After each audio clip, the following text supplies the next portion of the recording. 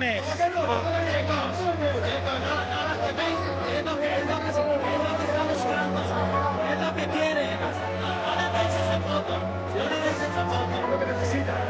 عليكم ورحمة الله وبركاته. تفاجأنا بالضجة اللي عاملين في مدريد، الضجة اللي عاملين في إسبانيا كمقيمين في الخارج.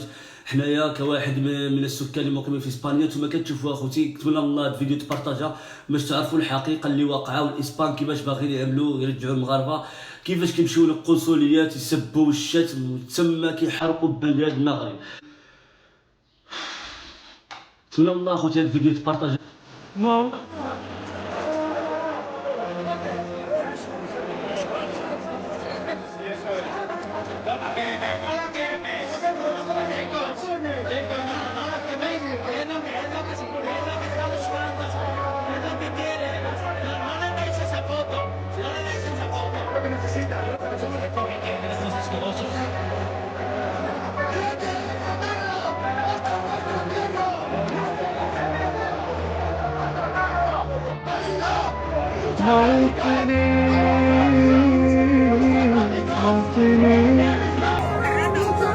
ثم كتشوفوا الناس في مدريد خرجت تعمل مظاهره في السبه ديال الناس اللي دخلوا في سبته، اللي انا متضامن معاهم ديك الناس اللي لا حول ولا قوه الا بالله. خايله خوتي حنايا نخرجوا للزنقه وغنجبروا باللي كيحرقوا ببنديرات المغرب ديالنا، كأنا واحد منهم اللي نقدر نشوف شي واحد كيحرق البنديره ديالنا نقدر نحرقو، نقدر نعمل اي حاجه ونقدر نسبب مشكل راسي ونمشيو ويعتقلوني ويعملوا لي بزاف ديال الحاجات. خوتي هاد الفيديو هذا نتمنى من الله تبارطاجيو بسبب المشكل اللي خلى هادشي هذا يوصلوا حنايا، وحنا ما عندنا حتى ذنب، والناس اللي دخلوا سبته ما عندهم حتى ذنب. السياسه اللي وقع حاليا اللي ديما كتوقع، شكون اللي كياكل الدق؟ حنايا الشعب كناكل الدق. هنا العنصريه غتشوفوا بزاف ديال الحاجات. هاد الرساله كنوجهها للناس اللي في المغرب وكنوجهها للناس اللي هنا في اسبانيا اللي حذاري، زعما كاينين شي حاجات اللي كنا كنتفاداوهم شحال هذيك. الحكومه المغربيه ما كتراعاش، ما كتشوفش الشعب شنو يقدر يدار، كتشوف السياسه ديالها. حنايا هادشي هذا ما قدرناش، ما فيتنا والو. تخيلوا اخوتي تدخل للزنقه تجبر شاب اسباني كيسب في المغرب كيحرق البنديرات ديال المغرب اللي هي بلادنا، ما نشعرش انا نقدر نعمل له اي حاجه، اي واحد لا انا ولا اي مواطن. تخيلوا اخوتي ننزلوكم في شي بلاصه وتشوفوا البنديرات بلادكم كتحرق كيسبوها وكيسبوا الشعب ديالنا.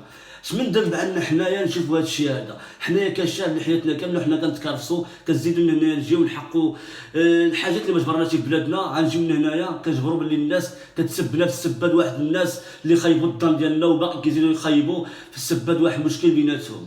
حنايا كشعب شمن المشاكل كنخلقوا حنايا؟ حنا ما خلقنا والو، ما سبينا في حتى واحد، طلبنا الحقوق جينا لهنايا عطاوها لنا، وقع مشكل بين المغرب واسبانيا. الشعب هو اللي كياكل الدار. بزاف ديال الناس دابا يقدروا يطردوهم من الخدمه لان نتوما عارفين العنصريه، نتوما كتسمعوا السب والشتم. هذه بلاد كريستيانه، بلاد مسيحيه ماشي بلاد مسلمه، يعني هما الهدف ديالهم كانوا خصهم على سبه. السبه هي جاتهم على الشعب المغربي دائما كياكل الدق. ما عارفينش حنايا فويا خيتسال الدق. الناس نتوما كتشوفوا بالارواح دات الارواح ديالهم من اجل الوطن، لكن واش الوطن عايف الارواح ديالهم من اجل الشعب؟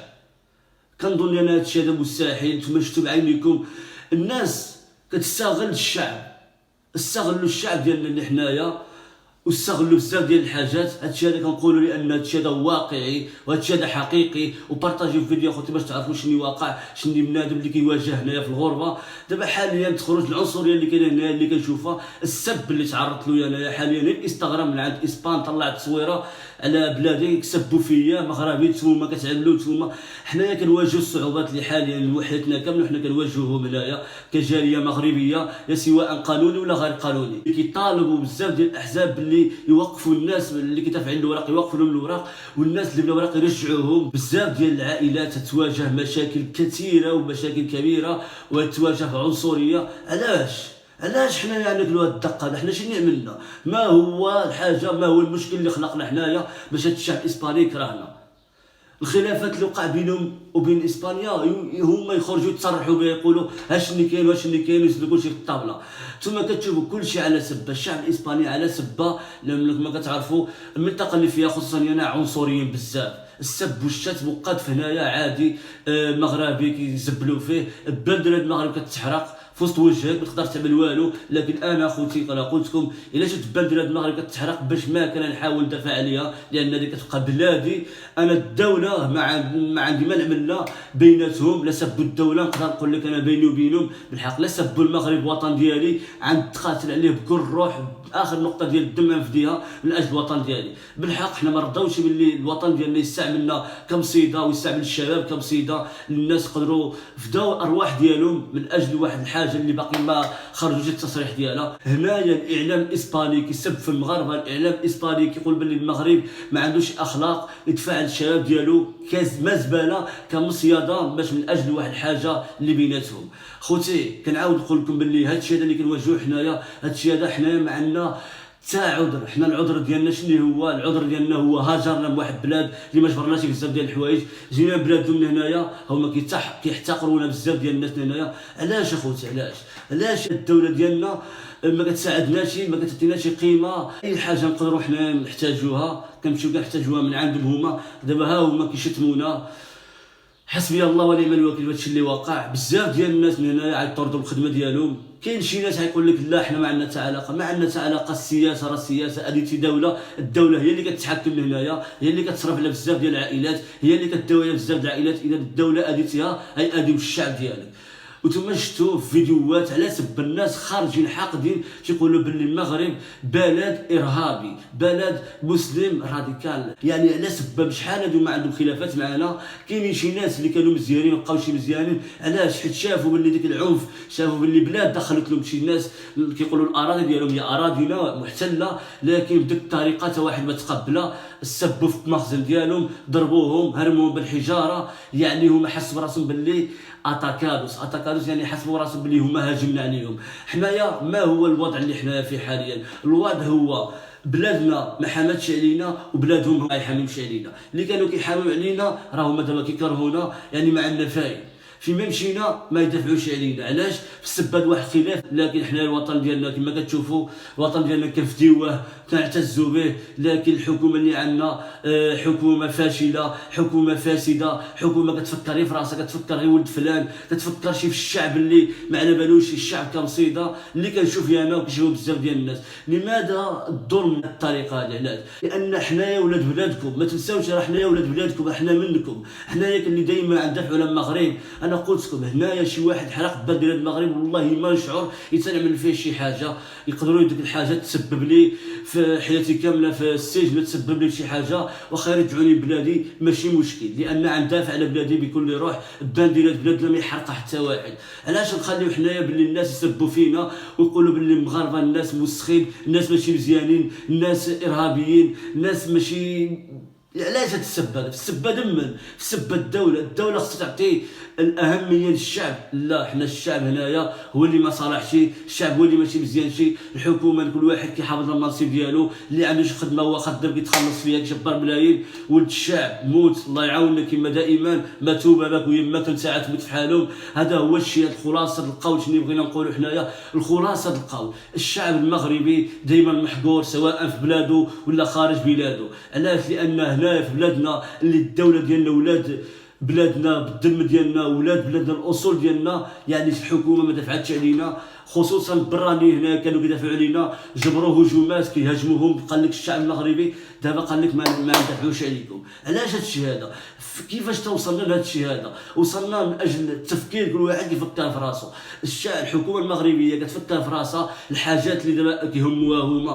شحال هذه العالم كان كيعرف باللي سبتها فيزا الدفعه، انت خدام في الشركه في المغرب ولاباس بخير عليك دفع الفيزا والله لا ديتيها. الناس تطوان كان عندهم باسبور كيبغيو يدخلوا والله لا خلاوهم. يعني هذه اعوام كلشي مجدود، ودابا داكشي ساهل. دخل بالعائله ديالك، دخلوا بالطاقم راك هي العالم كيشوف. يعني حلوا. ما فكرتوش بزاف ديال الناس عايشين على برا، بزاف ديال الناس غيتضروا، بزاف ديال الناس غيواجهوا العنصريه، بزاف ديال الناس غيطردوهم من الخدمه ديالهم. وهذوك الناس كيهاودوا المغرب كيصرفوا الاموال، عندهم مشاريع اللي كيدخلوا العمله الصعبه اللي كما كتسمع. العمله الصعبه كيدخلوها دابا. يقدر ديك العمله الصعبه ما دخلتش في الشيء هذا ما عمرنا شفناه. نتمنى والله ما نزيدوش نشوفوه. حنا كشعب، حنا الشعب العالم تربينا مثل الشعب، كندافعوا على اي واحد، كنعتزوا بالبراني اللي كيجي. لكن حنايا ولينا حنايا محتقرين هنايا. شكون اللي يدافع علينا حنايا هنا اللي في اوروبا؟ شكون اللي يدافع علينا حنا الناس اللي في اوروبا؟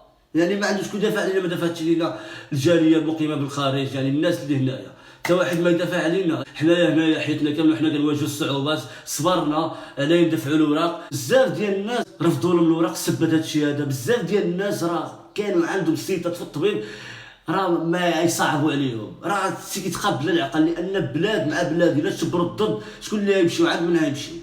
اختار من هذه الصحافه اللي كتقول باللي حنايا ماشي مزيانين، باللي بزاف ديال المرشحين بزاف ديال الاحزاب قال لك كرهونا، خصهم باللي حنايا كنجبدوا لهم مشاكل هذه الدوله هذه، شكون اللي يحمينا؟ ولهذا حنا نحاميو على راسنا مهما كان. البلاد ديالنا البندره ديالنا نعلو بها، حتى واحد ما يأذينا، اللي حرقها نحرقوه، لان بلاد الاحترام ماشي الدوله كامله ماشي مزيانه. الشعب ما عمل والو، الشعب ما عنده حتى ذنب باللي ديك الناس هذوك ديك الطريقه يدخلوا ويخرجوهم ويضربوهم بالعنف، وديك الناس اللي في الغربه يرجعوهم ووقفوا لهم بزاف ديال الاعمال ديالهم. خوتي بارطاجيو فيديو باش تعرفوا بلي بزاف ديال الناس تضرت، لا من المغرب ولا من اوروبا، لان حنا الناس اوروبا حنا الشعب معاكم مصدامين معاكم، كما نتوما دابا خصكم تصدموا معنا، لان نتوما كتشوفوا يمكن ما هادشي ما تشوفوش بعينكم، لكن الا جيت تصوركم بزاف ديال الحالات عاد تشوفوا السب والشتم اللي كنشوفوه هنايا. غير حاجات بسيطه اللي هي تقدر تخرج الزنقه يجبروها بالسبنيه يسبوا في المراه، وهذا الشيء هذا ظلم كنحسوا به حنايا، كنحسوا به كشعب اللي ما عملنا والو، ما فيدنا والو،